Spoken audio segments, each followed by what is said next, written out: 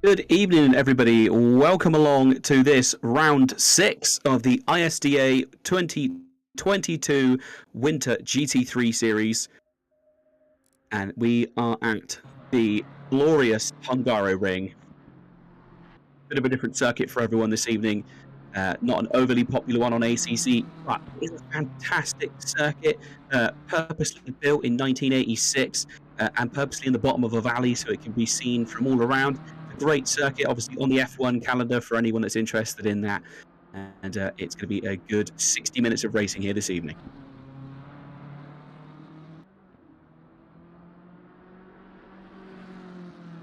So just coming towards the end of free practice now, so a couple of guys out there just trying to put in their best laps that they possibly can. So we'll see how they all get on when qualifying starts in just a moment. So get an idea of what the championship is looking like at the moment. In the pro standings, we've got Filip Borovic with 123 points leading the championship, Dan Minton in second with 71, and Dakuza with 69 points in third place in the pro standings. And then for the the AM class cars, we've got Djokic with 98 points in first. We've got Wojciech with 74 points, and then Tonzetic with 72 points in third place. So really close in the AM standings. A little bit more separated in the pro class, but certainly the battle for second place is still on in both championships. So going to be some exciting stuff. A lot of points on the line again this evening. So fingers crossed everybody can do what they need to do to get themselves up the standings. See, looking at first practice, Borovic already doing a very good job of putting in a faster time by 0.7 of a second. He's already quicker than everyone else, so it's a real good sign of what he might be able to do in qualifying, unless a couple of the guys are just taking their time and not putting in their best laps quite yet, trying to keep themselves a little bit hidden until it comes to the actual main event. So trying to have a look at Dan Minton, and in fact, is he even here? And no, just realised that second place in the Pro Championship, Dan Minton, he's not in the server this evening. So where he's to, I'm not entirely sure.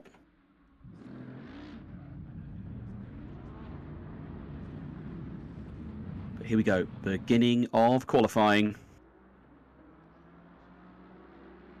So on board with Tadic. Who? Oh no, not who. Yeah, yes we are. Yep.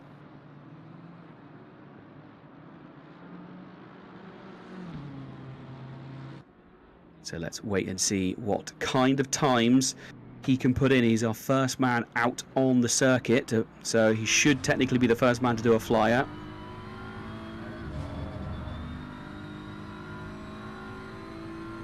Quick look at the old standing. So Tadic is a AM class. Where is Tadic at? Currently down in 8th place.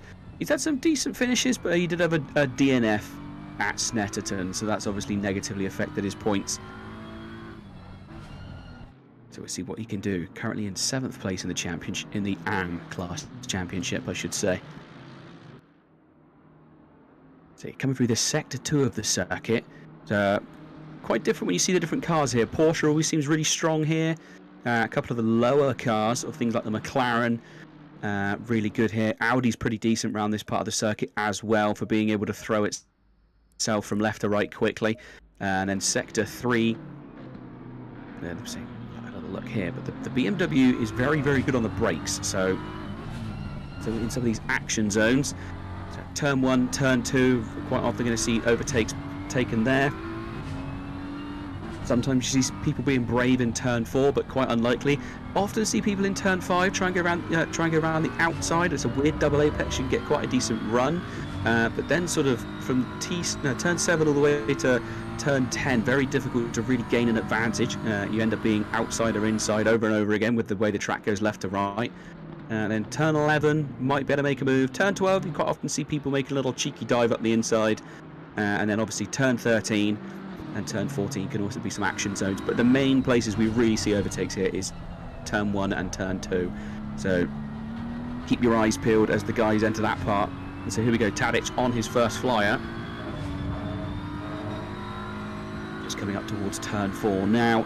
This weird little left hand has got quite a deceptive curb on the inside. Don't want to take too much or it'll push you out wide for turn 5. And here's this weird sort of double apex. It's kind of slightly odd shaped. Don't want to obviously get on the throttle too much because the track does close off on you slightly again, but then hard on the brakes down towards the chicane. Throw it in. The BMW able to take absolutely tons of curb, dreaming its way through there. This is that left to right section, that's sector 2. Go hammering down towards turn 10 and then swings it through. Got this short little straight, just a quick blast. Through turns 12. Swings it through again. So just now coming up to the final turn. What kind of lap time has Tadic put in? Track is optimum already, so but that car's only done 1 out lap, so possibly going to need a little bit of time. What sort of times are we going to be looking at? So a 1:44.5 is our first man across the line. Be interesting to see how long he stays up there. I think a couple of these guys are probably going to end up taking it away. There you go, Mojolovich with a 1:44.10. So immediately showing what is possible. But to be fair, look at Tadic. He's an AM driver, and he is only nearly 0.4 off our championship leader in Pro. So that is a really good effort. Really shows you just how close and tightly packed the racing is here. So who is out there still? Here we are now on board with... I don't think we've actually really seen much of this car this season. This is... trying to get my pronunciation right. Boogers. Feel free to tell me in the chat that I'm completely wrong with my pronunciation, but a great bright coloured Bentley. Not going to miss that one anywhere soon. So hasn't put in a flyer as of yet, but coming up towards the end of one of his laps, so we should see what happens. Mojolovich still holding on to the pole position at the moment on the grid, but cruising through the turns, getting himself ready. So here we go. Gets every last ounce of speed he possibly can going onto the straight.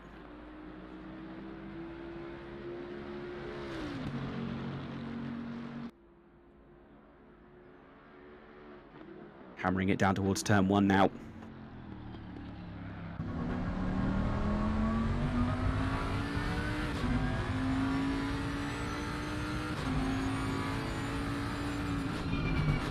There we go, just being told it is Bogosh, or Bogush. Sorry, so apologies if I have pronounced that incorrectly, but there we go, I've just been informed as to what the name is. So, fantastic.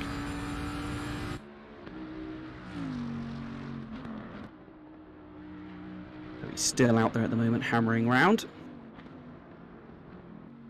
And we'll see what kind of things he can do.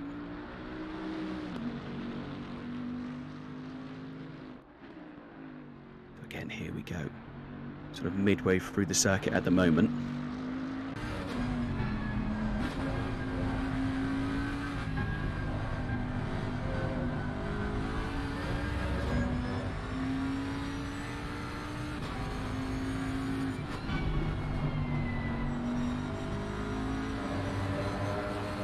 Just on that little short back straight.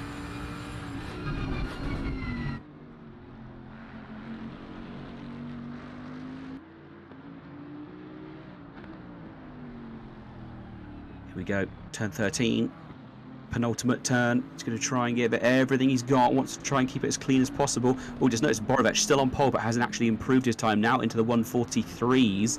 So that's a really quick time. So here we go. What kind of time is Bogush going to put in? Or Bogosh, sorry, going to put in? There we go. A. Time was that? That was a. I can't see because I'm being blind. 1:44.5. So really, really good attempt.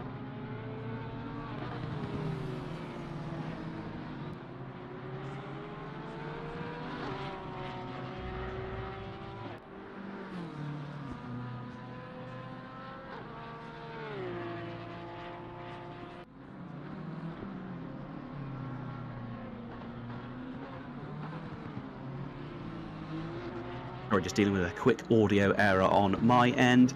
So I'm just having a quick little fiddle with some numbers. So apologies if I'm not shouting out quite as quickly as normal. Just trying to double check that I'm getting everything up and running as best as possible.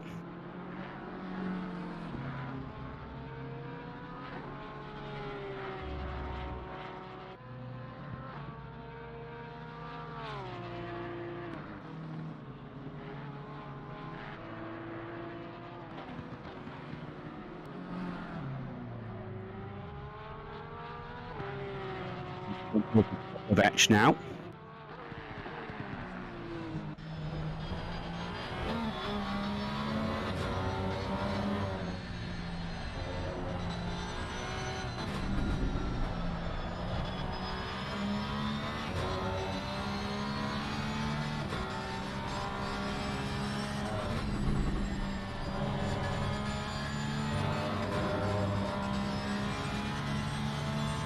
Mogyoród still on a decent flyer at the moment, still doing a really, really good effort.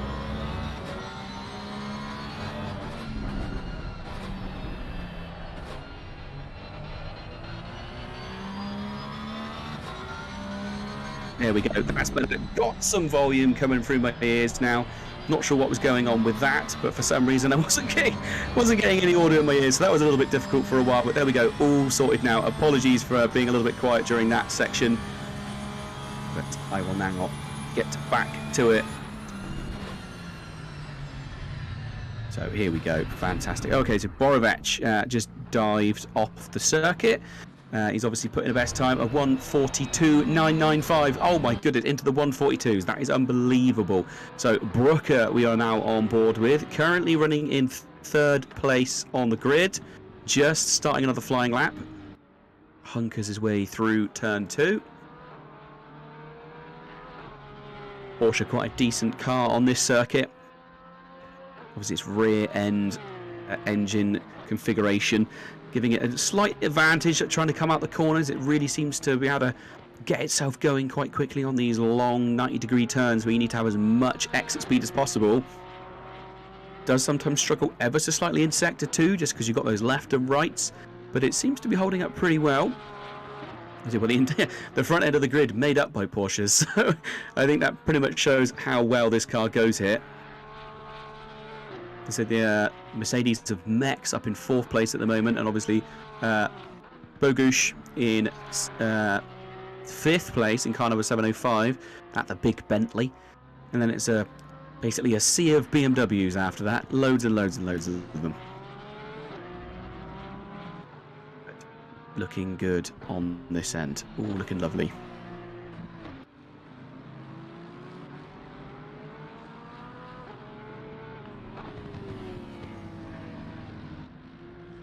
Lovely bit of driving there as he comes around the final turn. Is there an improvement for him? We'll see in a moment. No, still in third, staying in third. So just over 9 minutes left of qualifying. So still got a bit of time to go. Now on board with Pink now. I think we're running in 19th position currently.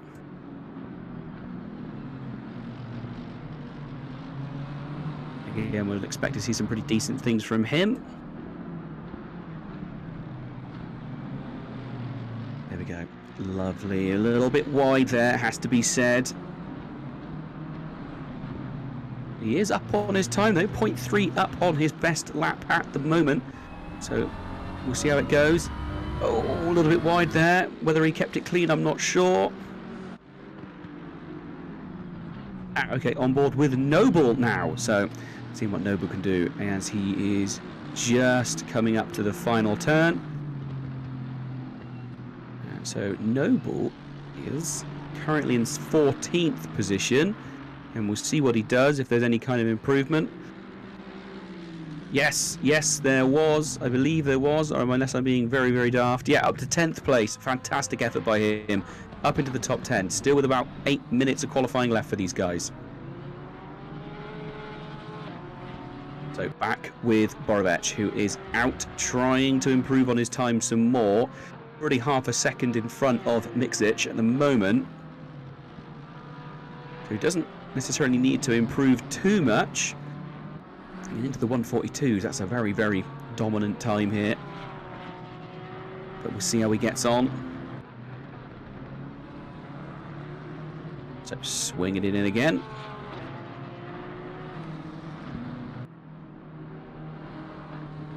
So coming through here, you can just see through sector 2, these long sequence of left and rights. You've got a sort of you've got the chicane, then you've got a quick left and right, and then you've got a slightly longer left and right down towards turn 12.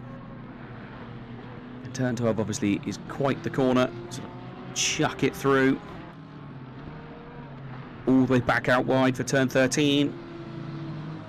Let the car drift its way through. Now, Mogyoród is technically down on his time at the moment, so maybe there's going to be his next lap's going to be the one where he tries to get a real good flyer in. He's actually down by nearly 2 seconds this lap, so we'll see how he gets on coming through. Oh, just seen on the race control, car number 3 has very high ping. So on board with Mogyoród now, we're going to stick with them.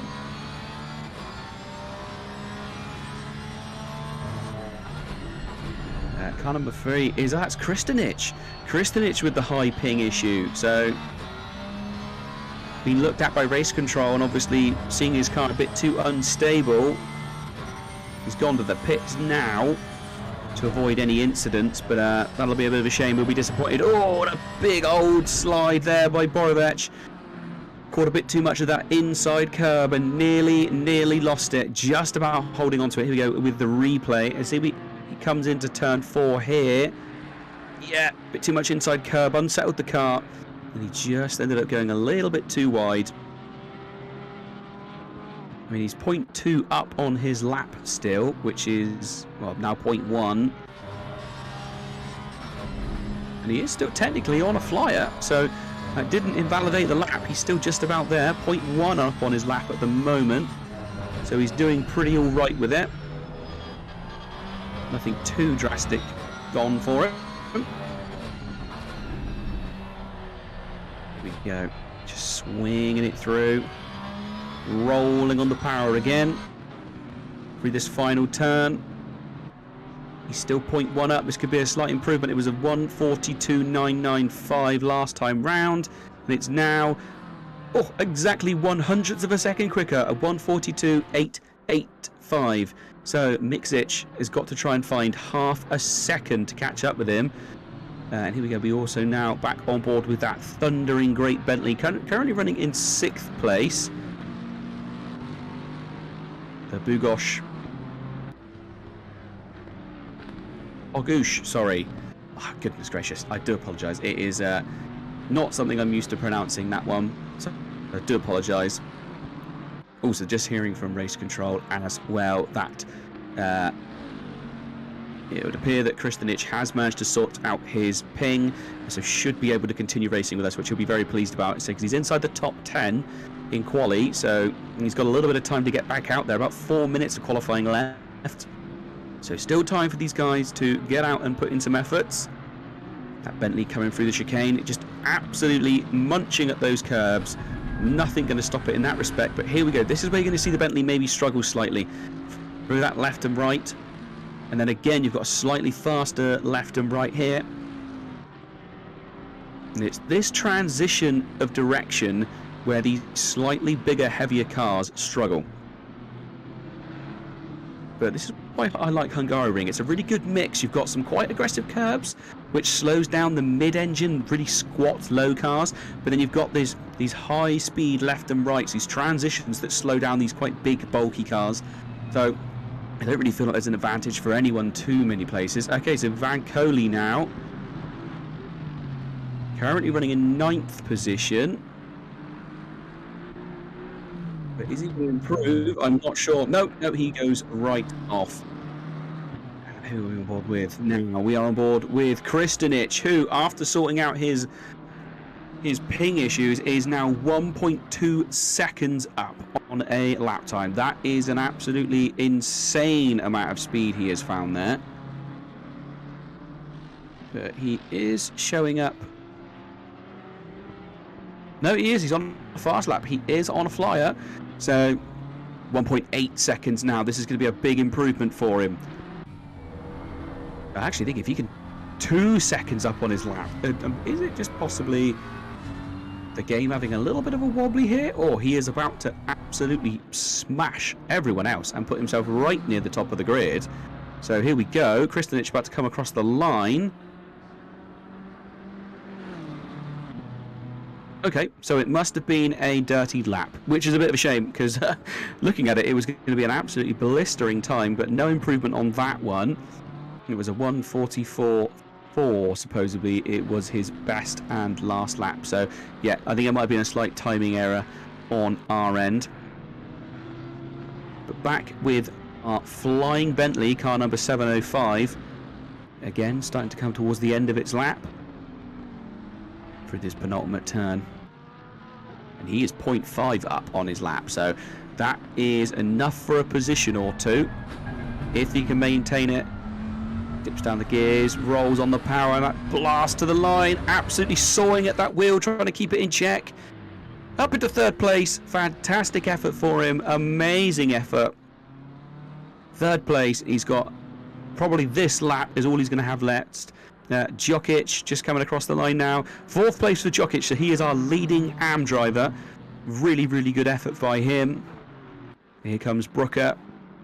Oh no, it's right back on with Jokic. This is going to be his last attempt. Mojoród is in the pits, and so is Bogusz.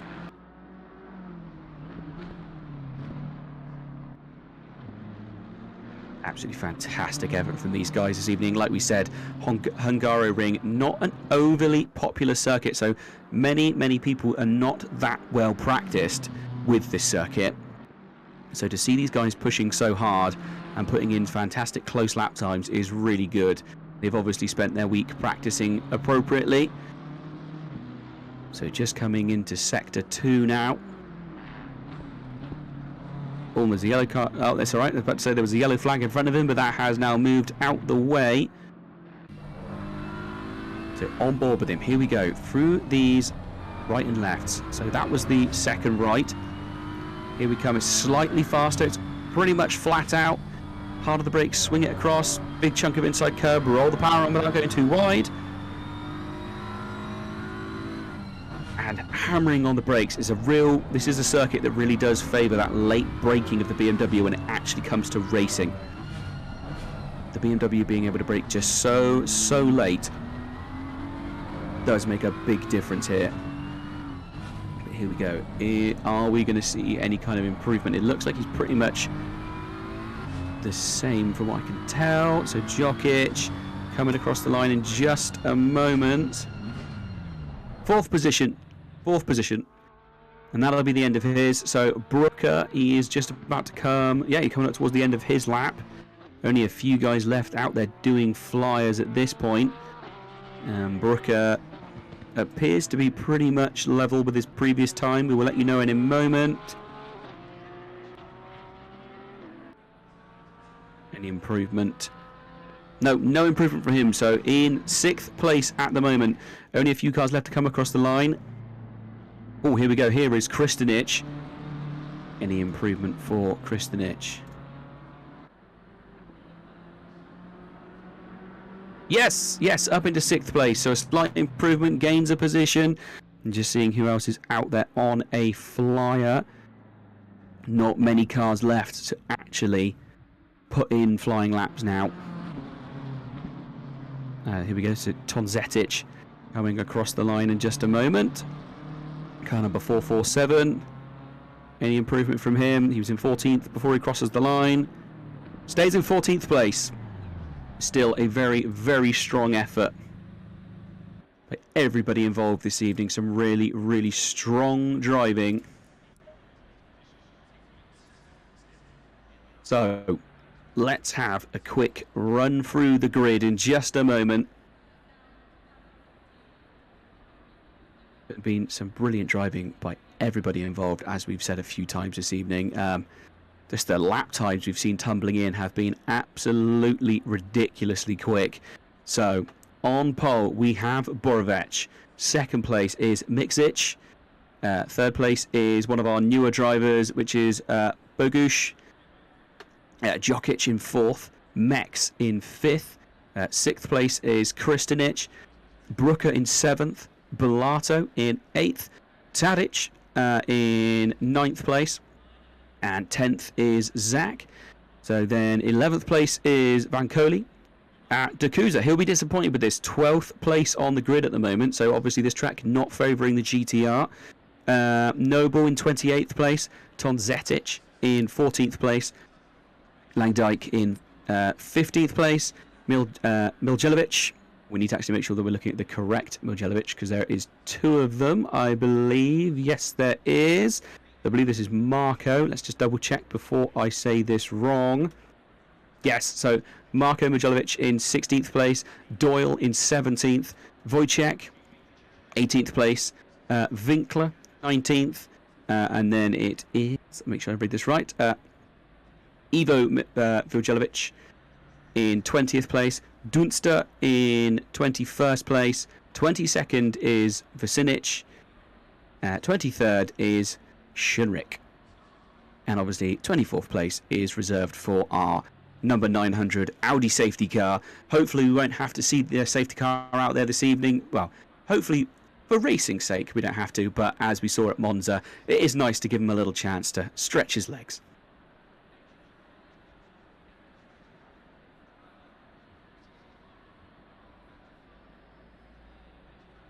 So formation lap's going to be starting reasonably soon.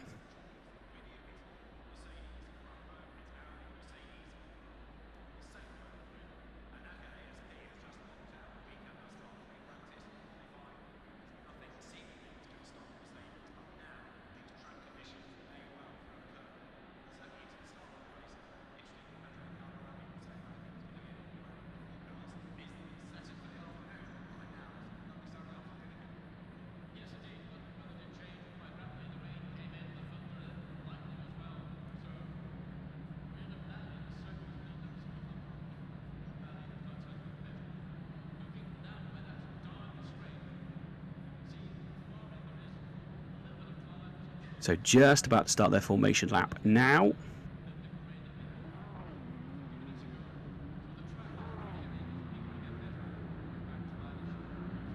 So small ad coming up, but we will be back for the beginning of the race.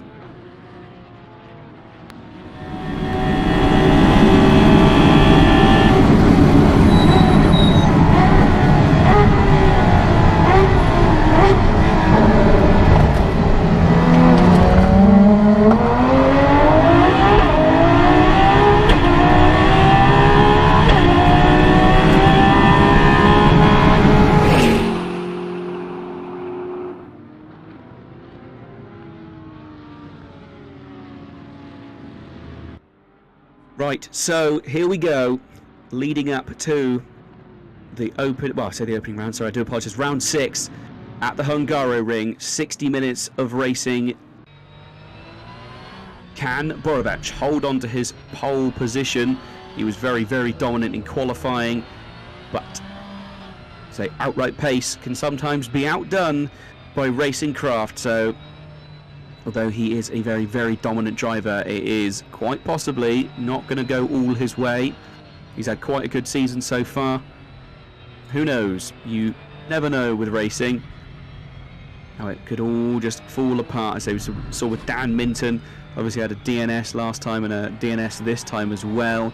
Dakuza, who is third place in the Pro Championship, as you can see, is all the way down in 12th place on the grid, so he'll be very, very disappointed with that. In regards to the Amateur Championship, though, Jokic will be very, very happy with his 4th place start, as he is leading the championship. And just having a little look, so it's Wojciech and Tonzetic are in 2nd place on the Championship. So we'll have a little look and see how they are getting on as well. Tonzetic, I'm being very, very blind here. I know he's on the grid somewhere, I'm just not seeing it for some reason.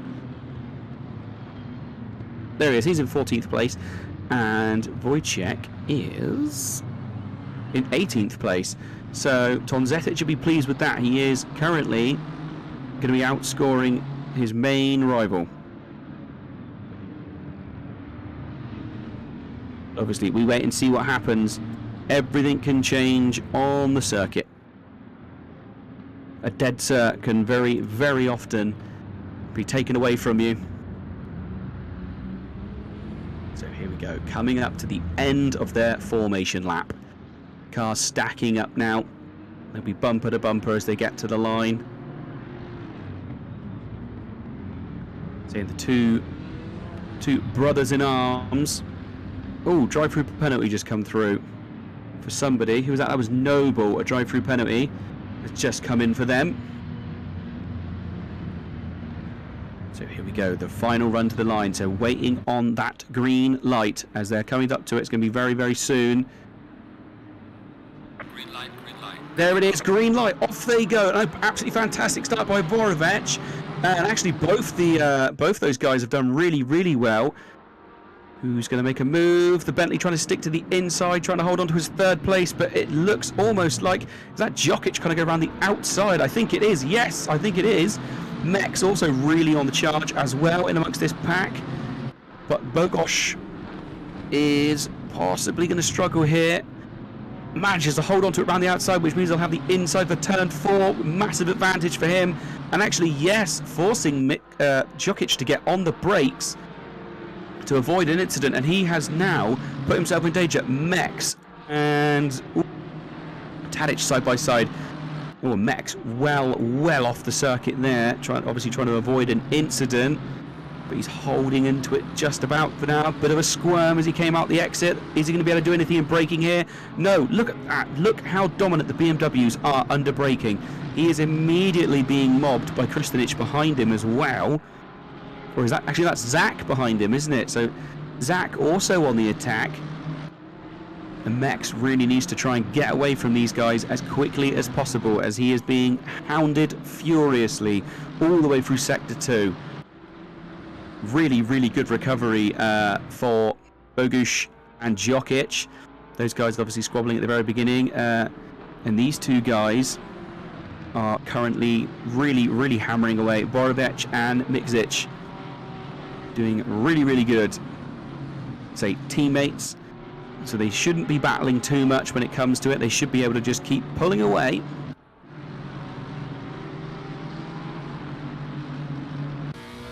Well, we say that with any hope they just manage to keep pulling away.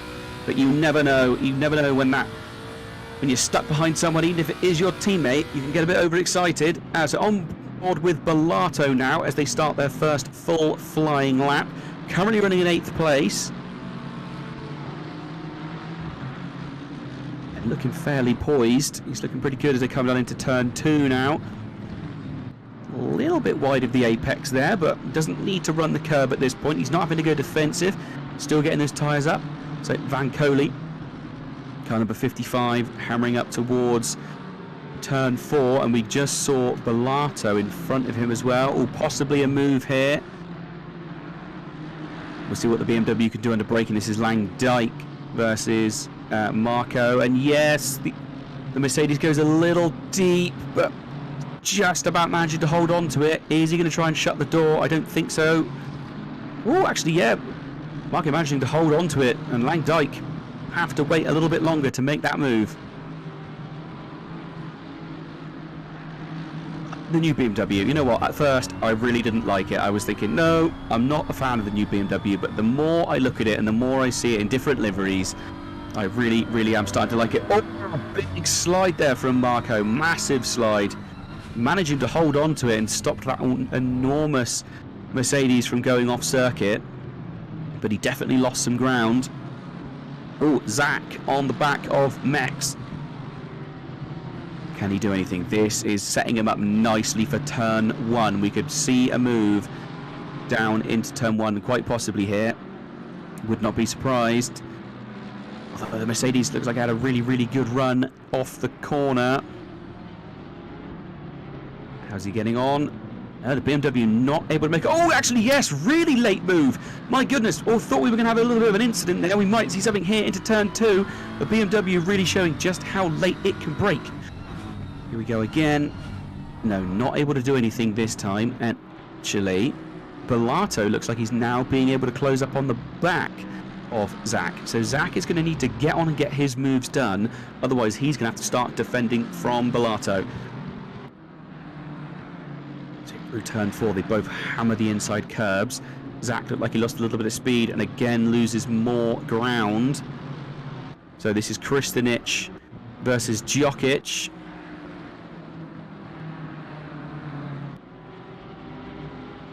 Just having a little look. Oh, actually, yeah, and that was a kind of a 74. So Djokic goes really deep into turn 5 and ends up letting that'd be Kristinic through. I mean, again, it's not actually a battle for position in class. Obviously, Djokic is our leading AM driver at the moment, so he doesn't need to defend. It was only going to be an overall score, which obviously doesn't really matter for these guys. It would only be bragging rights, but he's still inside the top 5, and there is a massive gap of five pro cars between him and Van Coley before he is actually going to really lose any positions. This is race control. Lap 2, turn 12 incident between cars 82 and 228 is under investigation. Over. Oh, so there we go. That is Mally from race control, and that dominant voice coming through, and it is under investigation. But while those guys are busy looking through incident reports on track, the battle for second place is beginning to heat up. That Bentley taking a few more laps than the Porsches to get up to temp, but now is really taking the fight to the back of Miksic. So is he going to be able to make a move here at any point? Say, I'm not sure where on track it's going to be dominant. My goodness, through sector 1 though, he gained so much time. That was insanely quick. And actually, Miksic seems to be struggling compared to Borovac. So whether this is a tactical play or not, I'm not sure. Whether he's just trying to leave a bit of a gap, so it's not quite so easy possibly for Bogusz to jump through the pair of them. But he certainly dropped back from his teammate. Can he hold on to this? Or is that giant Bentley going to be able to reel him in towards the end of the circuit? Only 3 corners to go until they're at the start of another lap. Like we said, this is a reasonable action area coming up now. So he turns 13, 14, might see something. Really, really amazing just to see how different these two cars are and just how close the racing is between them. So again, hammering it now. Who can get the better run? This is race control. Car number 82 gets a drive-through for causing collision with car 228. Drive-through for car 82. Over. Ah, so there we go. Winkler with a drive-through, causing a collision. Not what you want, but he's got an entire hour to try and make up some ground after that. Better to happen at this start half of the race rather than in the second half. Obviously, where we're back to the 60-minute format rather than the 2-hour mini endurance that we've been doing over the last 2 rounds, there is now a sort of a mandatory stop. So, whereas before it was a bit more open, and here we go, coming into turn 4. Again, they're really, really close. Nowhere they can really make a move there, though. So, although Miksic is off the pace in comparison, he's defending well, and where he's slow, there's nowhere to move. Oh, a little look up the inside there into the chicane, but not able to make a move there either. But he is all over the back of it. That Porsche being as wide as it possibly can. And he'll be trying to defend not only his second place, but also trying to keep his Pirate Racing teammate in some safe hands as well.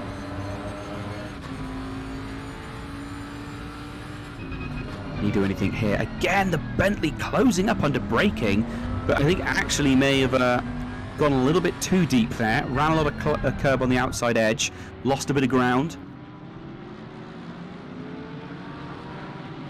So, oh, I thought he was almost going to go into the pits for a moment then and changed his mind, but not quite. I thought that was going to be a very, very early pit stop. I was quite surprised, and he's actually lost a little bit of ground this time round. So,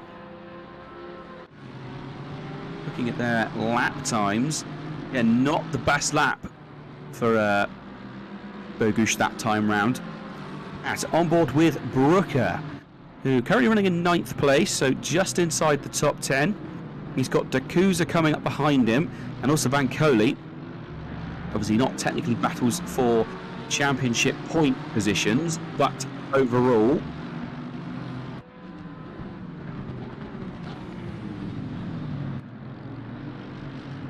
Having a little quick look at the old YouTube chat. So everyone's saying hello.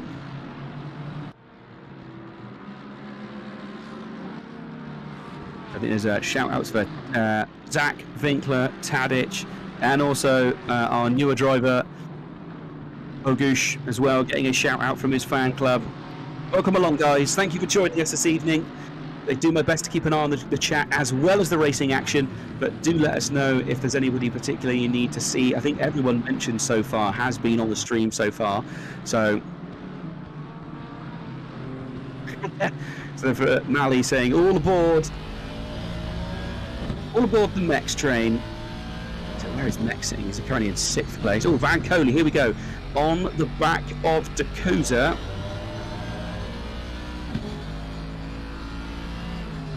Can he do anything here? Not sure. So like we said, Dacusa is probably going to be quite disappointed with his... Oh, he qualified 10th. He has gained 2 positions. So, can he do anything? Oh, throwing it in. Is he going to be in a position to make a move into turn 1? I don't think Van Coley is. No, that gap has opened up reasonably. So back with Brooker, who's chasing after the back of Bellato. And we saw Bellato pushing forward right up to the back of Zach earlier, but it looks like he's lost a little bit of ground. And Brooker taking full advantage of that and trying to close in on the back of it. Oh, in front though, Zach versus Mex is heating up. Oh, Zach looking to the inside again, trying to use that superior brake force. Almost looked like he may have short shifted out of turn 3 though. Sorry, turn 2. And he's lost that little bit of ground to Mex. But here we go. So they come into sector 2. And back with Brooker. Coming through. And yeah, Bellato looks like he is possibly struggling ever so slightly now. Can't say I have much experience with the Lexus at Hungaroring, so I can't really tell you where it struggles and where it doesn't. But the Porsche, as we saw in qualifying, is a very, very strong platform here.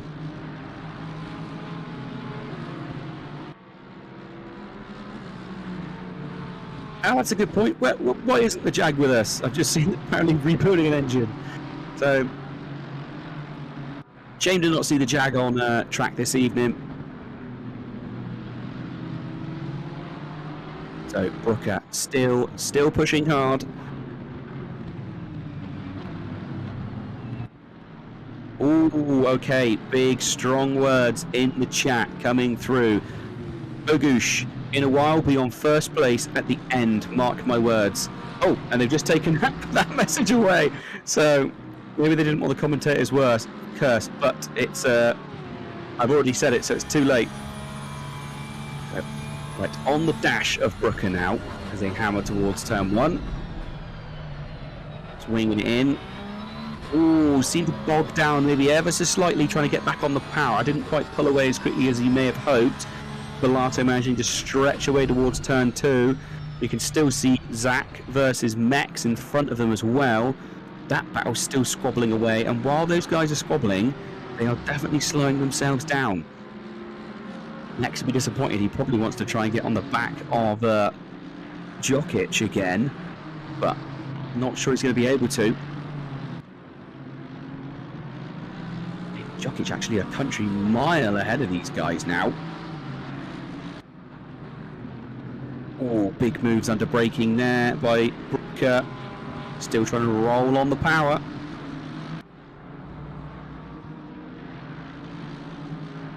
Through sector 2. As we were saying. So here we go. This is Doyle versus Van Dyke, I think. Yes, it is. So this is the battle for 13th place. And again, another great looking livery on these BMWs. I wasn't keen on them. Now they certainly have grown on me a lot. Even the road car version is starting to get my fancy, if I'm brutally honest. here we go as they are coming now through the final turn.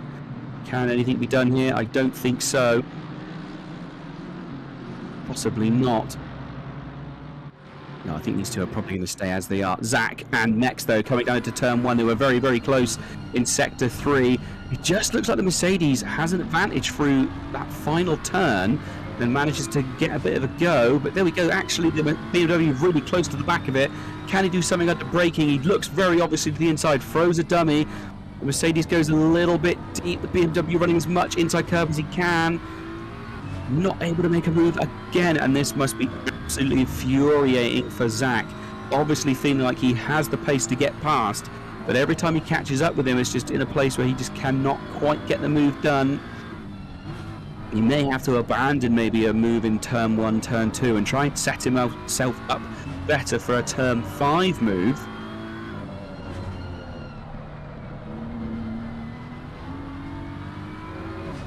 Yeah, actually the Mercedes does look better out the turns, doesn't it? It does look more planted. So under braking, you can really see, God, just how quickly that Mercedes changed direction. So quite a low car. It's a big car, but it is quite a low ride height car. Like that's the roof line of it is fairly squat. It's definitely helping. And Zach in that slightly bigger BMW does appear to be struggling more. So Vancoli now on the back of Dakuza. Is there in Sector 3 as we speak. So just a few turns to go. But coming into these high action areas again.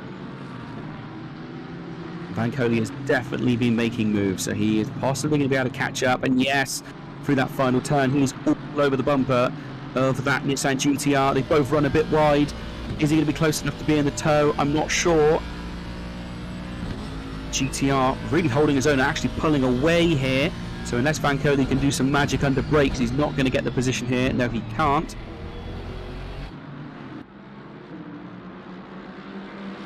Ooh, and Zach's got the job done. Zach has got the job done on turn 1. We're going to look back through the footage now. Oh, and Mex just goes way, way too deep. And that's it, position gone. So Zach just drove that corner textbook. Didn't even look to really be that aggressively hunting him at the time, but it just left the door open with that braking. And now Dakuza also, Bellato looking to possibly make some moves as well.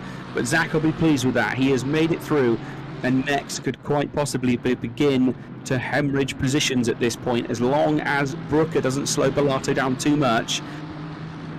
They might have to do some tactical play because Mex is looking very much like a cork in a bottle. And they are all over the back of him now. So Mex just needs to recompose himself. He did really well in qualifying. We've seen him do really well in previous races as well. Just over 15 minutes of the race done. As we said, this is back to the 60-minute format rather than the 2 hours, so they have less time to get stuff sorted. Oh, Brooker had a little look at Bellato, I think, then. But actually, Zach struggling at this point. So maybe a little bit of a mistake there as they came through Sector 2. Oh, Bellato looking to the inside. Yes, Bellato gets it done on Zach. So if he can maintain it down the pit straight, he'll have the inside line for turn 1. Can he do it? Yes, Bellato. And Brooker also trying to go up the inside. But a mistake from Bellato. So Bellato might lose a position. But Dakuza coming through as well. Mex, as I said, absolutely. Oh, goodness gracious. What has happened? At some point, he has just absolutely lost the pace. So maybe an issue with setup. Who knows? But he is hemorrhaging positions. And he needs to... I'm not even sure. He needs to stem the bleeding pretty soon, I would say. Little moves going from the back there as well. Got yeah, this is on board with Vancoli, who's up now behind Mex. And look at this, you've got all these guys coming up behind him, and Mex really seemed to struggle. Here we go, a little look up the inside towards the chicane, not able to make a move, dips back in behind. All the while this is going on, Zach is now starting to pull away from this pack slightly in front. Yeah, the Mercedes now really struggling. It looked like such a dominant force early in the race,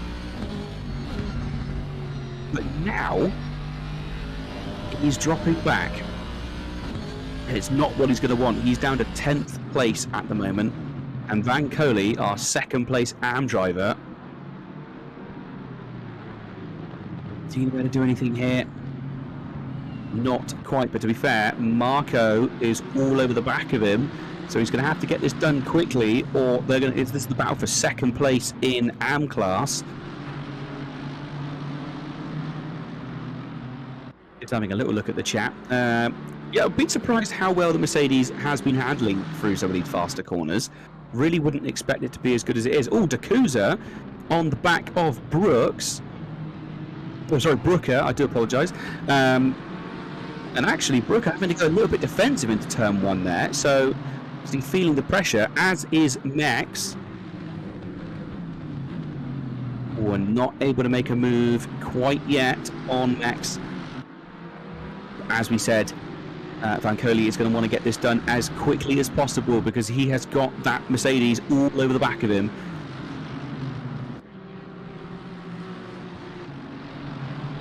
Great little pack of cars, this really, really close racing. Being so respectful, but also really, really nail-biting stuff. You just never know when someone's going to make the move, and actually Van Coley could something. Nope, not quite able to do anything there. Again, both these cars pretty decent through the curbs. Gap of the brakes before throwing it into the right, and then we'll see if Van Coley is flat through here. Doesn't sound like he lifted.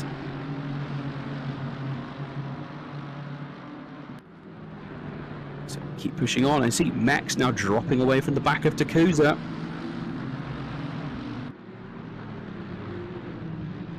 So Bellato and Brooke are still having the odd little squabble at the front of this pack, but not too bad. Oh, and Max not looking very tidy there through turn 13. Can he hold it together for 14? And it's a really, really good run by Van Coley. He's definitely going to be in the slip. And Mercedes trying to just stretch away, but with every gear change, Max is losing ground. And Van Coley is already up the inside. He's got a slight overlap, trying to do it under braking. Can he do it? Yes, he is there. He's on the apex. And yep, the door is closed. And Max loses another position. He'll be very, very disappointed with that. But Van Coley is now into 10th place. Really, really good effort by him, and would love to know what's going on with Max at this point. I said, like we said, he absolutely did fantastic in quali, but is now down into 11th place, and that is one of the AM drivers that's just got past him. And Van Coley will be very, very happy with that, because that means there's a buffer between him and Marco Mujolovich.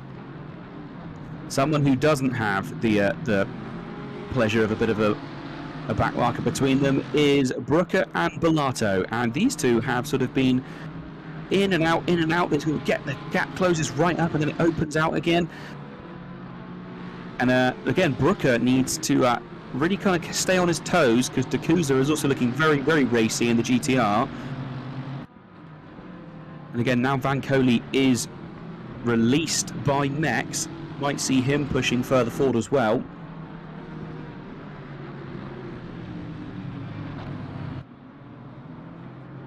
The battle at the front has opened up a fair bit. So just for an idea, Borovic on pole, Mikzic in second, Bogusz in third in that whacking great bright green Bentley, Kristinic in fourth, and then Jokic rounding out the top 5.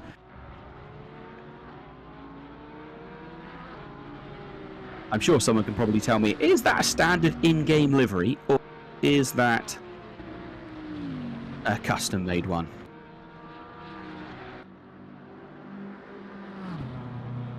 There you go, Kristinic. Lovely livery on that car. Really good-looking car, that one. So running in fourth. And then Jokic into fifth. Sixth is Zach. Looking lovely. He's actually managed to break away slightly from Bellato as well, so he'll be pleased with that. Ooh, a quick one that might be going on here is Max versus Marco. So this is Mercedes versus Mercedes. And Marco Mujolovich is looking like the aggressor here. in that absolutely gorgeous steel liveried Mercedes. Don't know what it is about it. It's simplistic, but it's a great looking livery in my opinion. Really like the two brothers' cars.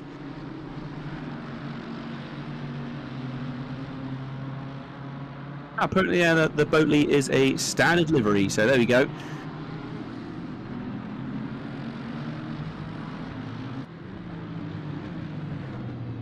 Really impressed by this Mercedes versus Mercedes battle. There's obviously the Golem Project Racing. Oh, bit of a mistake there, or is he trying to get a better run off the corner? Either way, I don't think it quite went to plan. Oh, but Van Coley now on the attack with Dacusa, and Dacusa trying to go around the outside of Brooker into turn one. As there we go, pit window is now open. Oh, no, it's not worked, and actually by trying to go around the outside, he's left himself under attack. Can he do anything here? He's going to get back across. Yeah, he's going to shut the door back on Van Coley. Oh, they nearly went 3 wide there through turn 2. Really did not go to plan. But actually, oh, look at that big cut on the inside by Van Coley, trying to get the run through turn 4. Great place to try and make a move. That was some brave stuff. Not quite able to, though. And again, oh, look at this. Mex now right on the back of Van Coley. So Mex finding a little bit more pace. Obviously, these guys squabbled a bit and slowed themselves down. But it also really looked like he pushed forward a fair bit. So Mex now back in the battle. Can he regain the positions he's lost? He just needs to maybe just get himself back in the zone. Maybe he overheated his tyres slightly earlier and then now back down to a better temperature. Not sure, but definitely lost a load of ground. But saying that now, one of the brothers Grimm is all over the back of him again. He looks a bit more confident under braking than Marco. So a couple of guys coming into the pit. Noble and Vucinic, just seen them pop into the pit. Oh, Jokic into the pits. So he is our leading AM driver. This is a big move now. Coming into the pits pretty early. Dacusa looks like he's into the pits as well. Yes, he is. I knew I saw that at the back of the shot. Lang Dyke. Marco is in as well. Doyle. So a fair chunk of cars coming in early. Interesting to, well, actually, I suppose it makes sense that Marco would come in. He was being slowed down by Mex, so maybe he's hoping that when the pit stops happen, he can come out, get a bit of a quick lap in, and out lap him, maybe get the cutter through.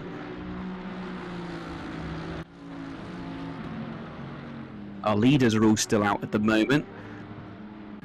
The big old Bentley hammering along, but there is now black markers beginning to appear in front of them.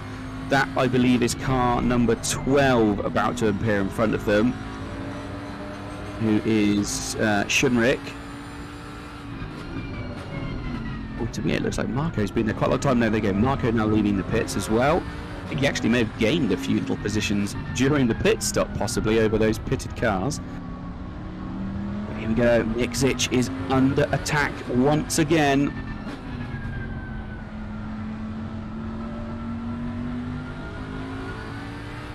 Still pushing forward hard. Can he do anything here?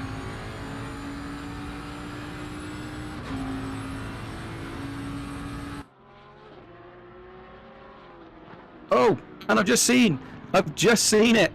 Jokic, our leading AM driver, has picked up a drive-through penalty. Going to presume instantaneously that is for speeding in the pit lane. That tends to be what causes it. He'll be disappointed with that. That's a real shame for him, because obviously he was flying, and that's going to see him tumbling down the order. So Jokic with the drive-through penalty. Devastating for him, but the battle going on near the front for second place overall shows no signs of stopping. That Bentley managed to reel the Porsche back in again. Two very different cars.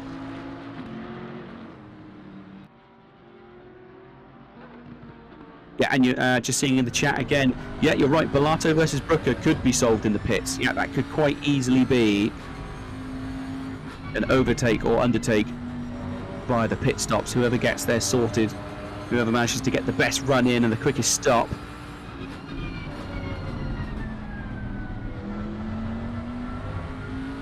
And that big Bentley just managing to keep... Oh, and actually, yeah, Jokic already going through for his drive-through penalty.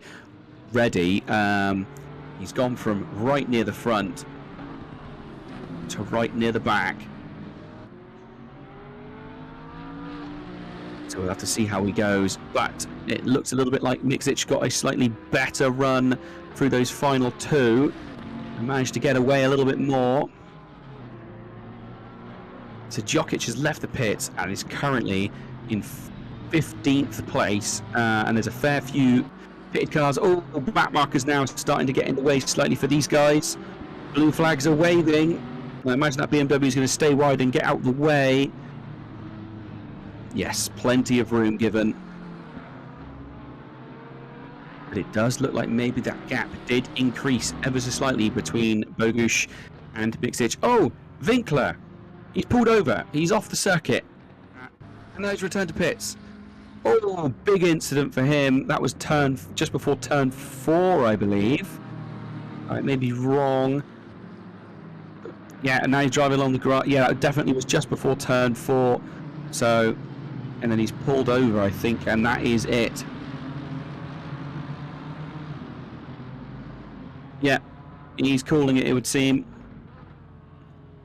So something happened there, fairly big incident, so didn't see what caused it, but yeah, obviously just lost it and ended up with a significant amount of damage. Actually, here we go, you're going to get a chance to look back. What did cause that? Oh, what is going on here? He's already off the circuit and weaving a lot by the point even before he even gets to turn 4. Looks like maybe he might be having hardware issues, possibly, as the car just didn't really seem to be reacting in any way. But back with the live action now, 11th place to Kuza, running. Yeah, he is running in 11th place. He is past Bellato, which that's changed for position, isn't it? Yes, that is. Oh, pits have gone in. Okay, right. Our third place man, the Bentley, into the pits, and so is 4th place Kristinic. So possibly going to try, he's come in a little bit earlier, hoping to get some cleaner air. About 3 minutes left before the pit window closes.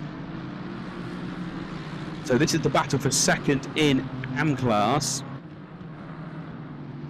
Mogyoród versus Vankoli.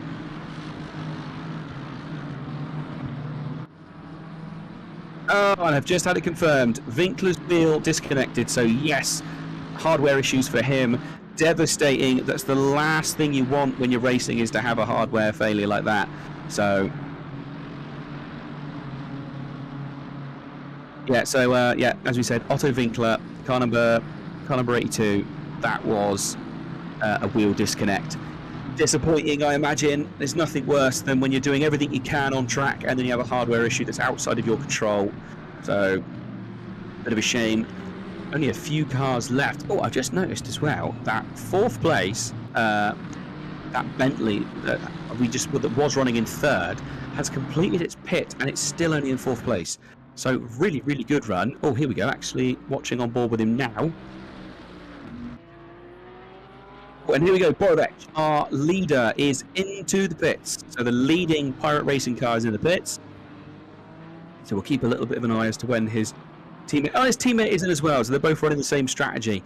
But they are both in, so Max is going to be then inheriting 1st place unless he pits as well. So here we go. We are now... Oh, Brooker apparently has rejoined the circuit behind a lot of cars as well. Don't know whether it is possible for Bogusz to gain any positions here. He might be able to over one of the Pirate Racing cars. They're still definitely in the pits at the moment. Just seeing where he is on track. Currently coming up to the penultimate turn. That Porsche still just sat motionless. It's going to be close though. Nope, there you go. Hits the floor, tries to get out. It does get out in front on a Mex in the pit. Sorry, apologies. I thought it was about to try and get out in front of Mex, but here we go. The Bentley thundering around the final turn. Is he going to be able to do anything? No, no chance. Miles away from Mojoród, but Mixic might be under attack. And yes, Mixic loses the position in the pits. Also, I just noticed that Noble and Dunster also would drive through penalties as well now. But a massive, massive advantage made by that mistake by the Bentley. Brilliant, brilliant drive by him. Played his pit stop to perfection. And that looks like quite a big gap now between, and that is the car number 96, isn't it, of Mixic. This is race control. Cars 12 and 85 under investigation for lap 19, turn 5 collision. 12 and 85 under investigation. Pit window is now closed. So there we go, the pit window has now closed. Everybody in for. They've managed to get their pits done. Tonzetic, well, he's in his pit box, so presumably because he entered the pits before the time ends, he should still be okay. Just getting some more information coming through.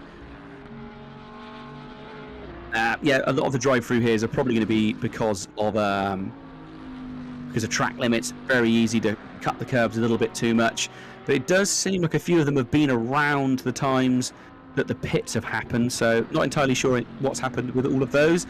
But now we can see Bogusz, car number 705, running in second place. Now that he's not having to chase down the back of Mixic, he is thundering away. He has already pulled out a 2.3 second lead, so that's a really, really good effort. Dunster actually now has a stop-go 20, so whether we're going to hear anything at any point as to what's caused that, I'm sure we will in a moment. Something will pop up and let us know. But Bogusz is doing really, really good stuff out there on circuit. Just having a little look at their lap times. Need to wait for some more flyers to come in. Oh! Was that Mojoród losing positions? What was going on there? I'm sure I just saw something going on here. Am I losing my mind? I can now see both pirate cars next to each other. What's gone on there? Or am I looking at a replay? What's gone on? I can see both of them suddenly together, but the Bentley's still right there, so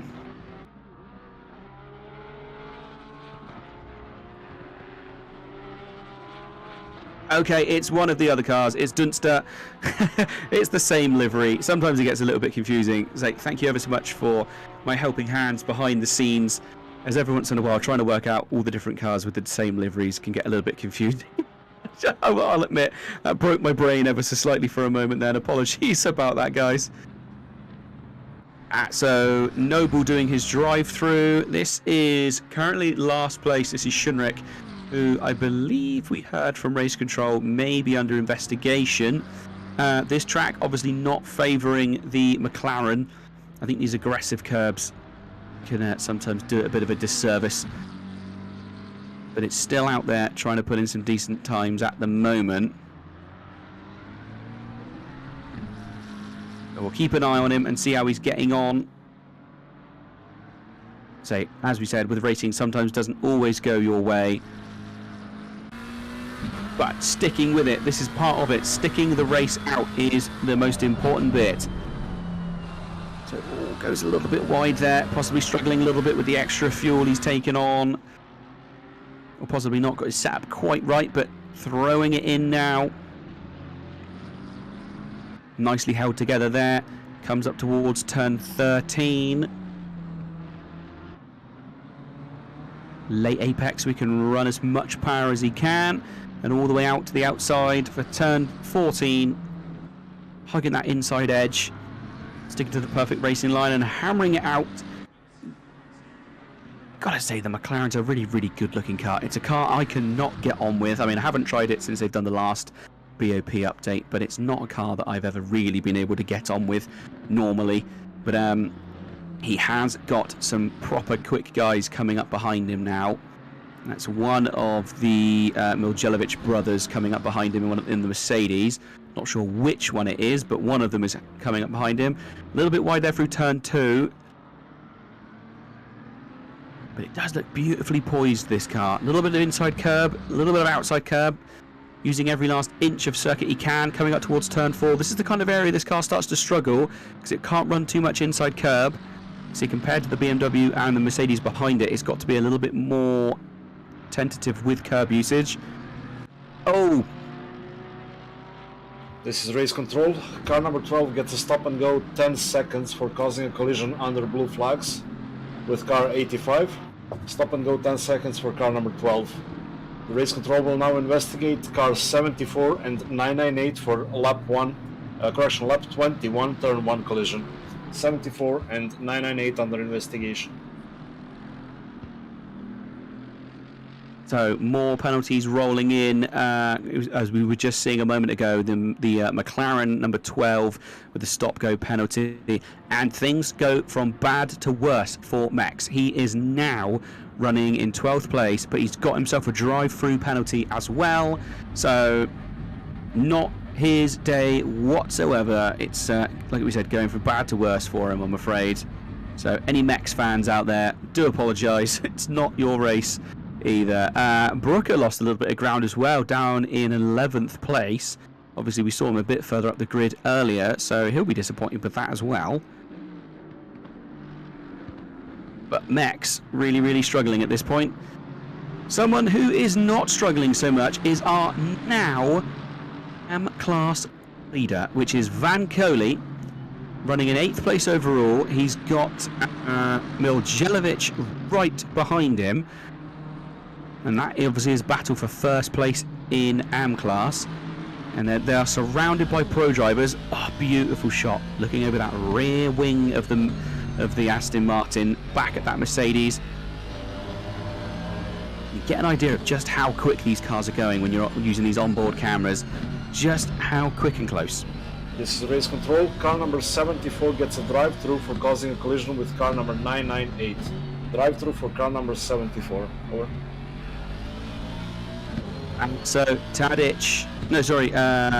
Jokic, his race going from bad to worse as well. Now picks himself up a drive-through. Not what he's going to want at all, and that is really going to see him tumbling down. He was 4th in class, but that is going to affect his race seriously. So coming down into turn 1. This little pack of cars, isn't it? This is 6th back to 9th. This little squad of cars are really close, and they've been squabbling it out most of the race. A few other people have come and gone. Obviously we saw Zach involved in this little battle earlier. Mex also we saw in this battle earlier as well. Looking at Mex all the way down to 14th place now. So he's actually... Yeah, the podium for AM is in front of him at the moment. And he's got a fair few cars to get through before he's going to be back inside the top 10. And with about 17.5 minutes left, unlikely he's going to be able to do anything. Van Coley now right on the back of Lato. Again, this isn't a battle for position, but it is. He needs to get it. He probably needs to get past him to release some pressure, because Marco is still all over the back of Van Coley, and he'll be desperate to have a breather, as he has been hunted for what feels like hours. It's only been sort of tens of minutes, but he has been under attack now for the best part of 45 minutes. Oh, and Bellato looks like he was a little bit earlier on the brakes there than Van Coley. Possible chance we might see something into turn 1. They've got to be very careful here. Oh, the Mercedes went very deep. I think that was a bit of a mistake there from Marco. In the back of the shot, we saw him sliding into that final turn. So that will massively... Yeah, and you can actually see on the screen as well, he lost a lot of ground then. Got Bellato's Lexus on that pit straight though. Good lord, does it have a good run. But Van Coley finally released from Marco Mujolovich. He's now maybe got a lap to really put some pain on Bellato. Can he do anything? He's got a limited amount of time before Marco catches back up with him. So it's going to be, if whatever he's going to do, he's got to do it really, really quick. Here we are, turn 5. Runs it through. We can already see Marco starting to reappear in the back of these shots. Tell a lie, he might not be having quite the run we thought he was. But again, look at that. It just looks like Belato's a little bit weaker there through the chicane. And then coming through sector 2. Again, he looks a little bit weaker than the Aston, but there's nowhere really to make a move. So even if Vancoli manages to get alongside Belato, there's just no real advantage corner after corner. He's going to really struggle to get the move done. He'd sort of have to go inside then outside to really get the move done. But here we go down towards turn 13. Again, he's right on the back of him. Marko Mogyoród has definitely dropped back from them after that big slide. So he's going to have a bit longer than I expected, Vancoli. He's going to have a bit longer than I expected to actually keep hunting the back of Belato, and he looks like he got a really, really good run then compared to Belato. So down into turn 1, we might see something, unless that Lexus can just stretch its legs out again. Hard on the brakes, turn 1. No, nothing there. But it is now looking like Belato may be slightly trying to get past Yakuza. So that might end up slowing them down, and that will play into Vancoli's hands. Again, not a battle for position, but any cars he can put between him and Mujolovich is a massive advantage for him. Just under 15 minutes of the race left now. So these guys have been doing this for about 45 minutes, still within fractions of a second of each other. Oh, all of them taking a massive chunk of inside curb, a little move up the inside, possibly into turn 5. Not quite able to, but he's really starting to show his keen. So through the chicane. Again, inside the car now with Vancoli. And all of them really looking, well, I would say Yakuza and Belato are starting to look a little bit scrappy in front of them. I think Yakuza's really pushing as hard as he can, and Belato obviously having to try and defend, but not too much as to not lose the back of Yakuza. All the while, Vancoli just has to stick to his lines and just hope that these guys either make a mistake or leave a door open and he can do something. So turn 13, all over the back of him. This is bumper to bumper stuff. There is nothing between these guys whatsoever. Oh, and he's even closer here now. But just look at the way, even though he's in the slip, the Aston drops away from the Lexus on this pit straight. Just cannot match that raw speed. He looks to the inside under braking, not able to do anything.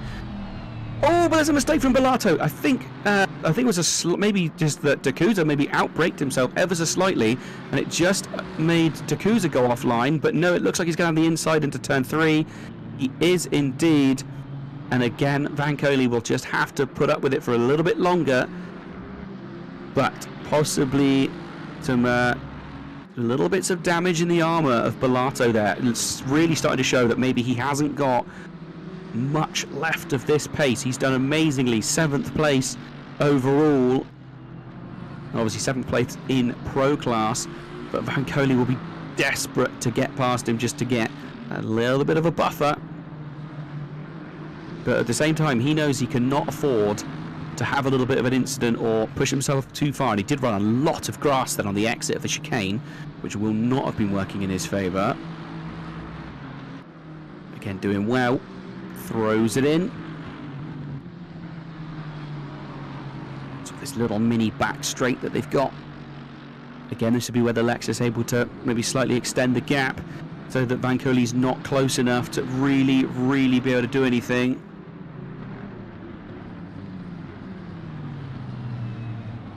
So coming through turn 13 again. This it's just it's same after lap, isn't it? These guys just not able to really make a move. I think there's a bit more of a gap here this time round. Oh, Yakuza. Is Yakuza on the back of someone, or what's going on in front of them? There's something odd going on. Oh, that is Zach in front, isn't it? I think Zach is now actually trying to go off the racing line to stop Dakusa getting this. Oh no, there was a back marker. There was a back marker there, wasn't there? Yes. We saw some swerving going on. That's the number 12 McLaren under blue flags. It has moved out the way, but I think Zach was trying to get into the slipstream of it, not aware that the number 12 was moving offline and maybe lifting off the throttle a little bit. So, nearly something, but nothing quite. Marco really dropped back from this pack now. 10.5 minutes left of the race, and Marco has really dropped back. Obviously, he is probably aware that it's actually his teammate running in third in class. There's a few cars between them, so he's not under much pressure. But at the moment, Bellato managing to soak up most of the pressure.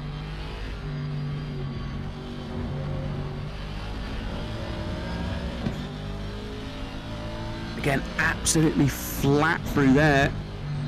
Swings it in. There's just nothing between these guys. They are absolutely neck and neck. Their lap times are incredibly similar as well. Let's try and have a little look at them. So this is the battle for 7th, sorry. So looking at their lap times, yeah, there's just nothing between them. 0.2 on the last lap. Yeah, just absolutely nothing. Oh, really good run by Vancoli here, though. Can he now finally be close enough to be in the tow? Dakusa now trying to get in the slip of Zach. I don't think he's close enough to do anything. Under braking looks to the inside again, but that's probably not going to happen. Zach, obviously we saw looking really dominant, is now starting to possibly drop back a little bit. Just on board for this replay.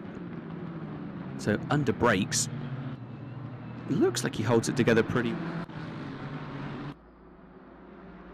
Nothing too untoward there, I don't think. But Zach definitely has dropped the pace slightly, hasn't he? Zach doing 45.6s. And everyone else doing low 45s around him, so not going overly well for him.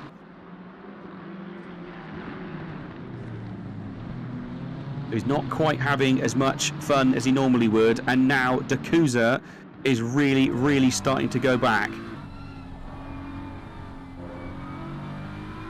So from what we understand from my behind-the-scenes helpers, Zach was weaving quite significantly on the pit straight. So why, I'm not entirely sure. He doesn't really need to, and actually now he's under attack from Dakusa. Dakusa going to be right on the back of him, so whatever was going on, he's done himself a disservice, it has to be said.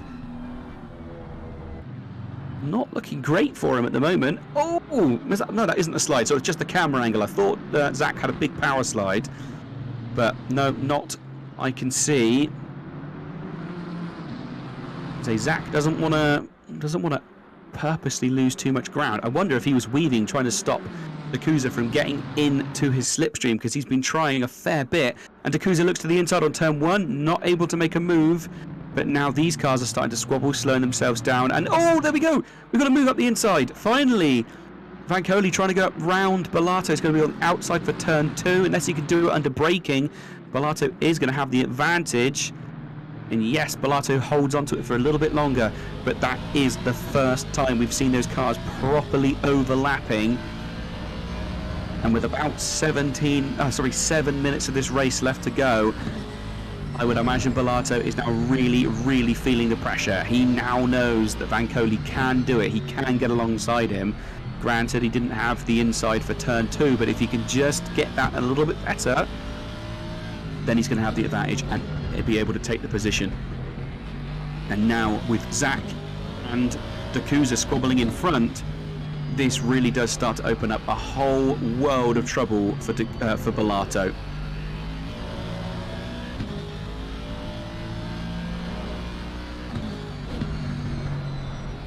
Again, though, all 4 of these cars just running through absolutely perfectly. Like nothing between them at all. Less than half a second between all these cars. They are absolutely neck and neck. Oh, and now looking like actually Bellato starting to take the attack to the back of. Oh dear, little mistake from Vancoli, went a little bit deep there into turn 13. But here we go. Dakuza will be now looking to try and take Zach into turn 1. Can he get into the slip? Is he going to be close enough to get in the slip of that BMW? I'm not sure if he's quite close enough. But down towards turn 1, he has a little look to the inside, but not much, nothing too convincing. But it's during the second part of the corner, he looks like he's trail braking in more than Zach, and he's managed to then sort of hold a bit more pace through, trying to go around the outside in turn 2, not going to work. And he needs to get back across to try and shut the door on Bellato, because Bellato now trying to get the overlap. Going to be on the outside for turn 4, so possibly not too much of an advantage. But there we go, Dakuza running wide there. Doesn't want to do that too many times, or he'll get himself a drive-through for track limits. And there we go, Zach finally able to break away a little bit. Dakuza trying to go around the outside at turn 2, obviously did not work to his advantage. And again, Van Coley having a little bit of a look there at the back of the shop, but not able to make a move.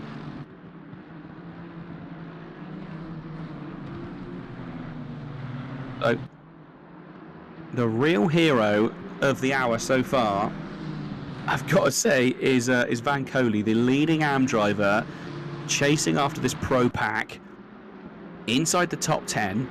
He's managed to shake off Mujolovich, or Marko Mujolovich. He's just about managing to hold it all together. So we'll see how he gets on. Can he do anything here? God, they're just so close. At this point, there's just nothing between them.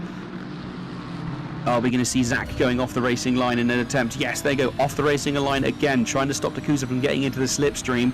But Bellato also in the slip of that Nissan, and Bellato looking to the inside. Again, we see this line from Bellato, but he just seems to be able to carry a bit more speed through that first half of the corner. That gets him a slight advantage. We also saw Van Coley trying to go around the outside on turn 1, but nothing too convincing. And a big slide from Dakuza, well offline. Bellato gets a little bit of a chance. He might have a bit of a run now as they come through turn 4. Not quite. Dakuza managing to maintain it, but I wonder if the tyres on that Nissan are starting to show that some wear. So just around 3 minutes 30 seconds left on the clock. So they've probably got another 2 laps, maybe 3, probably only going to be 2. As they come through the chicane, all these guys stacking up. And here we go, look, Marko right back on the back of these guys again. He has caught up with them. So as we said, Zach is a cork in the bottle. And now everything that Van Coley feared is coming to fruition. He didn't manage to get past Bellato. There is no buffer between him. And Marko Mujolovich is on a flyer and is going to try and take away first place in AM class.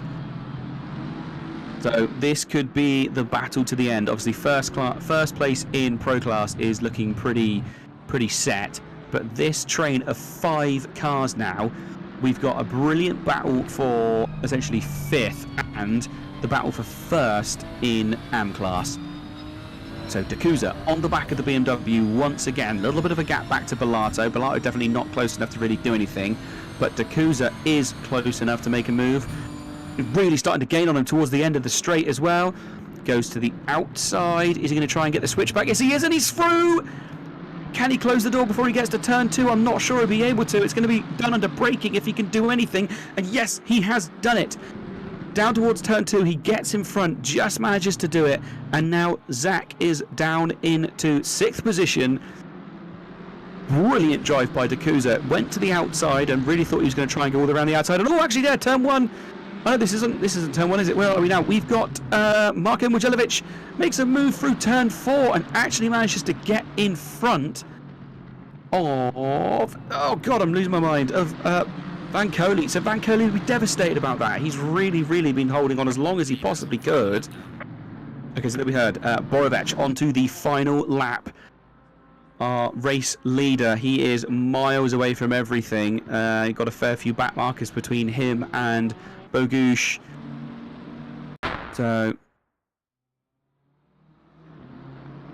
Oh, weird little sound error went on then. It suddenly had a weird bang and then everything stopped for a moment, but sound is back. So Bogusz running in second place, having a great time. But the main battle, oh look, Bellato trying to go round the outside of Zach. And where is that? That was turn 12, I believe. Yes, and he gets the move done at turn 13, unless Zach can hold it off. Mogyoród now looking to take advantage. Oh, there's a big collision between those two. Oh, and real sad shame for Bellato. He ends up being pushed wide, and he is well off the circuit. And after all his hard work, has now lost a fair few positions. We're quickly watching back the replay. Oh, bit hard to tell. That's going to be one for race control for sure. Oh, but there we go. Mujolovich goes up the inside of Zach, but also goes deep, and Vankoli comes back through. There's rubbing on the exit there. They're now going to be 3 wide down into turn 2. They're a little bit too squabbly for my liking. Oh, still rubbing. 3 wide might not work here, lads. And looking at this, Marko Mujolovich has actually now managed to get himself into first place in class. And Vankoli really seems to be having issues holding on to positions. Again, these aren't for class positions, but he doesn't want to lose the back of Mujolovich too much. Everything heating up a lot during this final lap. There we go, and the winner's just come across the line. I do apologise that we may have slightly missed them crossing the line, but the main battles are definitely still going on further down the field. Here comes second place, Bogusz, 7:05, brilliant race by him, doing a really good job, and Miksic bringing home third place for the Pirate Racing boys. This is race control. Lap 33 collision between cars 14 and 89 will be investigated after the race. Over. Right, so there we go. Just heard from race control that we will not get a penalty for the incidents we've just witnessed during the race. It will be post-race. So we will call out the results as they are when they cross the line, but that may be different, and it's still going on. Bellato has managed to get back 2 of the positions that he lost by being bumped wide. So he'll be pleased with that. Vankoli, the end of this race has just not gone his way. He'll be devastated with that. Vankoli might get a run to the line. Is he going to be able to do it? No, he's not. The BMW holds on to it. But my goodness, that was some close stuff towards the end of the race. Brooker coming across the line in 11th. Goodness gracious. So as we heard from race control, there is going to be post-race investigations. Who have we got here? We've got Tonzetic versus Ivo Mujolovich. So this is third place in class for the AM drivers. And it's looking like Ivo is bringing it home, so they'll be really pleased that they've managed to get both teammates on the same lap. That's some really good stuff by them. Sorry, both on the podium. What was it? My words were awful then. I do apologise about that. But yeah, Marco and his brother Ivo will be very pleased with that. But that is it, ladies and gentlemen. The end of the race. As we said, though, that is... There may still be penalties to come into play at some point, so don't get too excited about that, because it was a bit choppy towards the end there. That battle for 6th place overall, and obviously the leaders in the AM class, quite a lot went on with those guys. So it'd be really good if anybody wants to come and join us in the... what do you want to call it? The interview box. Don't know why I couldn't say those words. Goodness gracious. If anyone wants to come join us in the interview box, that would be fantastic. But obviously fully understand if people don't, but we will keep an eye on it. Hopefully someone wants to jump in with us.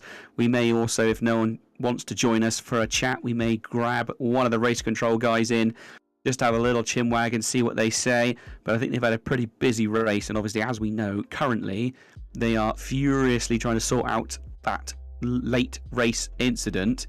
So cars, as they crossed the line, I will give you the race results. So as they crossed the line, Motorsport on pole in pro class, second place was Bogusz in second place, Miksic in third place, Kristinic fourth, Dakuza fifth, then Marko Mujolovich was 6th overall and first in AM class, Bellato 7th, Zach 8th, Vankoli second in AM class, 9th overall, Lang Dyke 10th, Brooker 11th, Doyle in 12th, Max after a bit of a shocker for him. All went wrong at one point. Started to lose positions and a drive-through. Obviously, we saw down in 13th place, so definitely unlucky for him. And then Ivo Mujolovich rounding out the podium for the AM class in 14th place. And a big old stack of AM drivers. Tonzetic 15th, Wojciech is 16th, Vasinic 17th, Jokic 18th, Noble 19th, Dunster 20th, Schunrick 21st, and then obviously we got two guys that haven't finished, Tadic and Winkler. Obviously we saw Winkler have a wheel disconnect, was confirmed. Tadic, I'm not sure on that one. I'm sure at some point someone will tell me, but yeah, didn't look like it went overly well for him. But nail-biting stuff. Waiting to see what happened with the old race control. And here we go. The main... This is race control. No further action between cars 14 and 89 on lap 33. No further action. Okay, so there we go. As far as we are aware now, that is it. What you saw across the line is how it goes. So, great racing. Van Coley will be devastated that he never managed to get first in AM class after all that battling and holding onto the back of it. But Marko Mujolovich was just there, right time, right place, and managed to take it. So fantastic effort by him. Again, no one in the interview box quite yet. So come on, lads, be brave. Come and join us. Even if you didn't win, it's always worth coming to join us. Just going to put it in the old game chat. See if I can get someone to come and join us.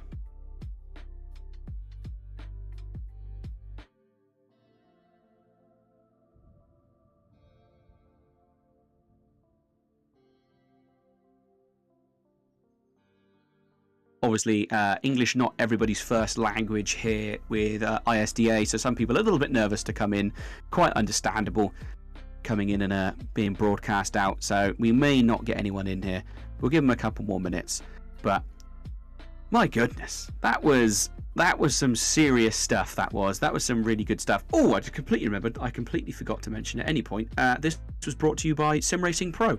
Thank you ever so much for your sponsorship. Also, if you're still with us. I meant to say this at the beginning. Check out the Tuesday night social events. There is a social championship, so a little bit less strict than normal, and that is in the Lamborghini STs. So a nice little change of pace there as well. Okay, I don't think anyone's going to be joining us in the interview box this time round. So, oh, actually, hang on. No, here they are. They've suddenly jumped in. Here we go. We've got Migzic, who came third overall. So we'll drag him in quickly for a quick chat. Migzic, can you hear us? Yeah, hello. Great drive for you out there. Obviously, third overall. So both pro Pirate Racing cars on the podium. How did it all feel for you out there? Yeah, it was fantastic. On the beginning, it was almost perfect car, but on the last part, like last 20 minutes or maybe less, the car had so much understeer it was hard to catch Bogusz. Yeah, to be fair, that great big Bentley really did seem to have some absolutely blistering pace once he got the car sort of warmed up. It really looked like you and Borovec were both pulling away at the beginning of the race, and I really thought it was going to be a 1-2. But then, yeah, suddenly out of nowhere, that Bentley just really seemed to dig in and then maintained an absolutely blistering pace. So, to be fair, third place overall was still a really, really good effort for you. You're saying obviously it suffered with understeer. Was that possibly a setup error, or was it just where it was running low on fuel towards the end of the race? It's possible it was setup error just a little bit, but then on the end of the stint it was really a lot of understeer, but it was manageable. It was safer, I mean.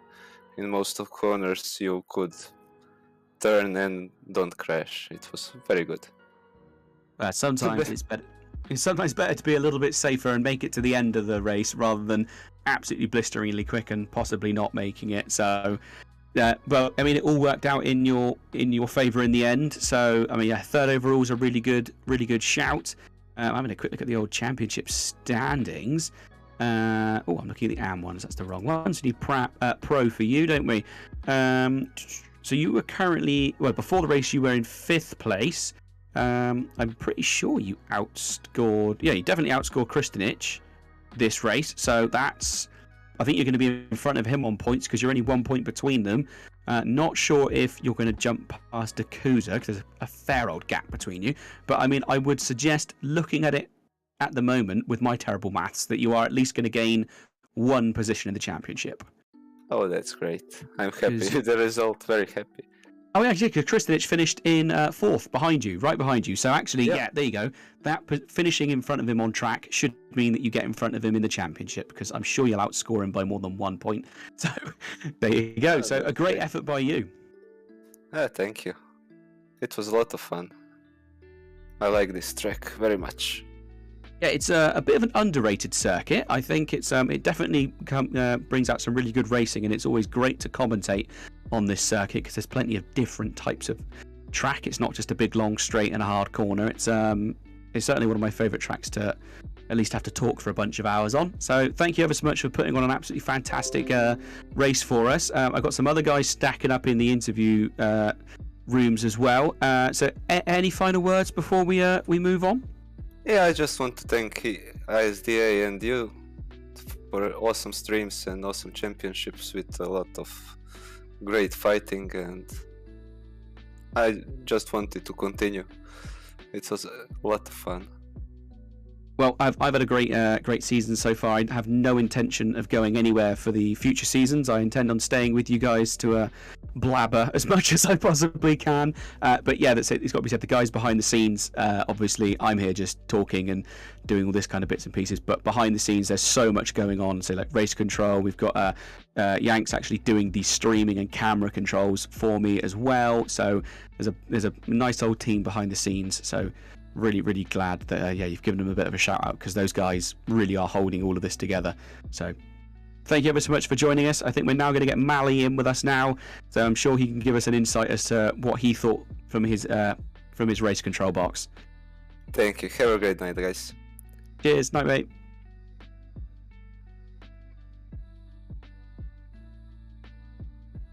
Mally, can you hear us? Yeah, good evening.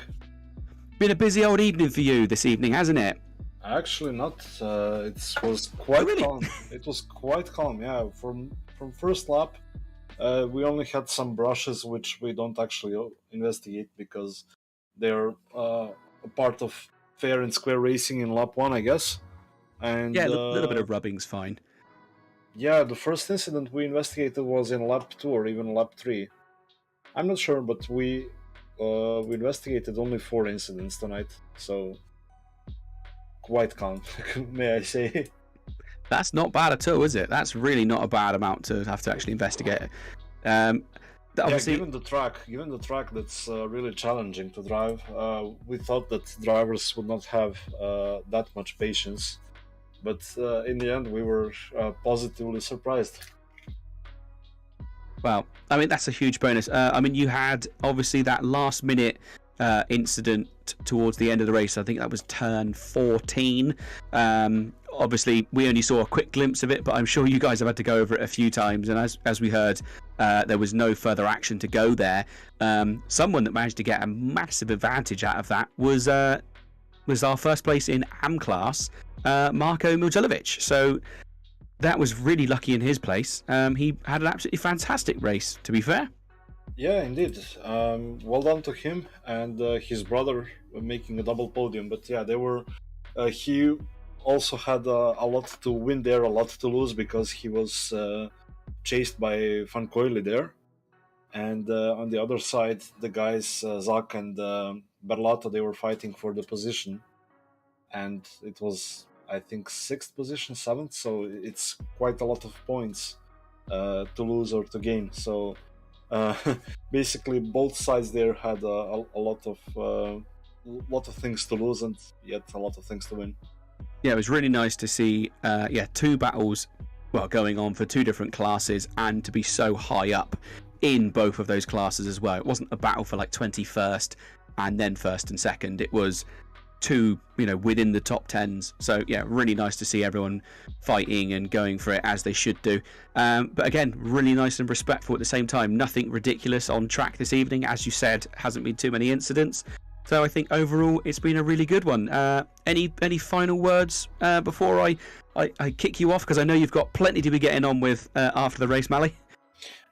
Just congrats to all drivers for giving us a calm evening, because it's not also a bonus for us, it's bonus for everyone, because if we don't have enough job, that means the racing is very clean.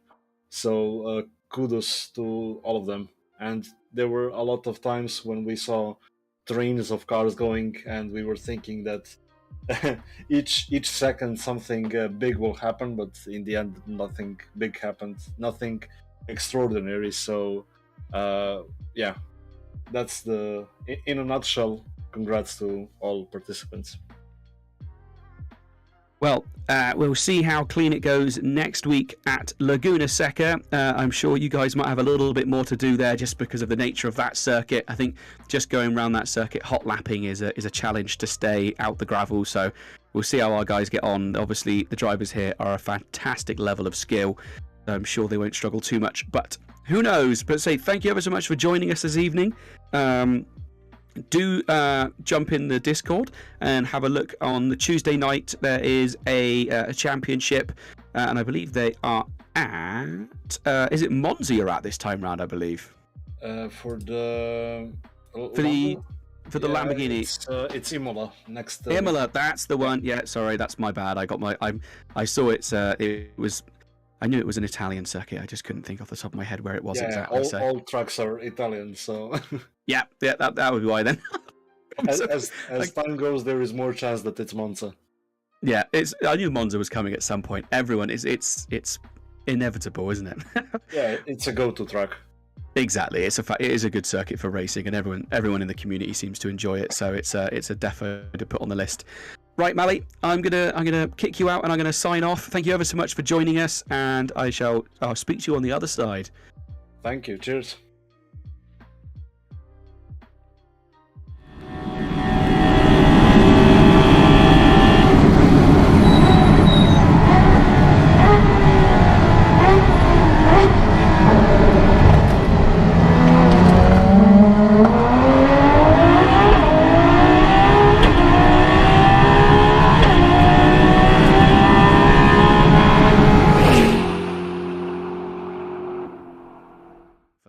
Thank you ever so much for joining us, and we hope to see you next Thursday